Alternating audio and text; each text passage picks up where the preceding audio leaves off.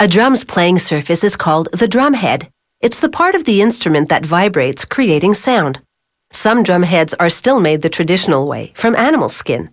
But a natural skin is very susceptible to temperature and humidity changes, so most drummers today prefer heads made of modern synthetic materials.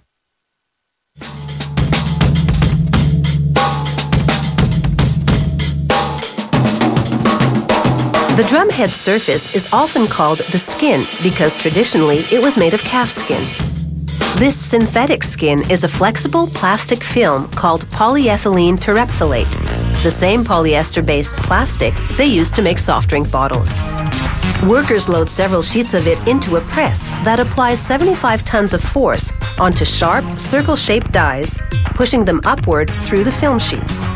The die-cut film circles become the skins.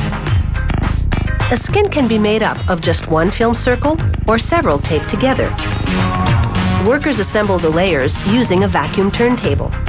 The suction keeps the bottom film steady while they apply tape to its outside edge and then adhere another film on top. Each layer is called a ply. The more plies a skin has, the more bass frequencies it'll produce. Now the skins go onto a computer-guided drill press. The machine drills tiny holes all along their perimeter, about 3 millimeters in.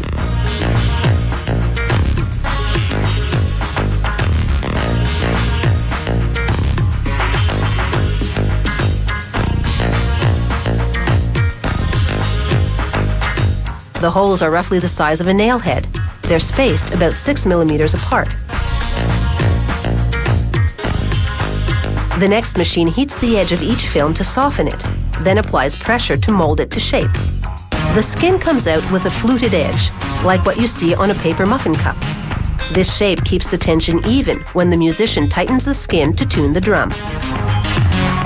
Meanwhile, this roll-forming machine uses a series of pressure rollers to gradually shape an aluminum strip into a hoop.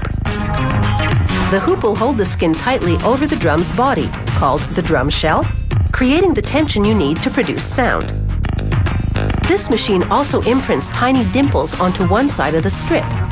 When the factory later glues together the skin and hoop, this rough texture will improve the bond. Now the machine folds the edges of the strip inward to create a channel on the inside of the hoop. That's where the glue will go.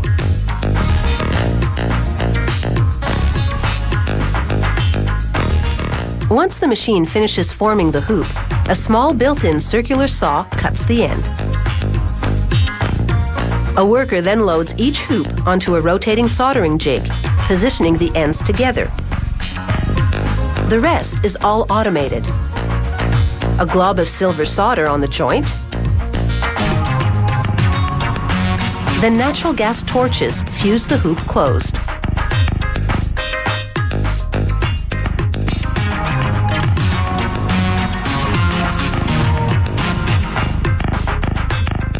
After water cools off the hot metal, the jig ejects the finished hoop. Drumhead hoops can be as small as 15 centimeters or as large as a meter in diameter.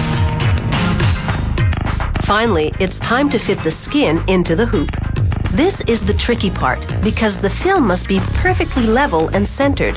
Otherwise, when you tighten the skin to tune the drum, the short side would tighten before the rest, and that uneven tension would throw the tuning off.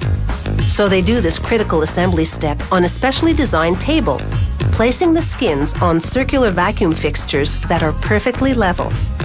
As suction holds each one steady, a robotic arm runs glue in the hoop's channel all the way around. The glue drains downward through the tiny holes along the skin's perimeter, then dries, anchoring the skin securely in the hoop. Some drumheads go on to get a textured coating. By adding weight, the coating muffles the higher sound frequencies, enhancing the lower ones. This produces a warmer, deeper tone. It also produces that swooshing sound when jazz drummers play softly with brushes. Once the coating dries, a pad printing machine stamps on the company name.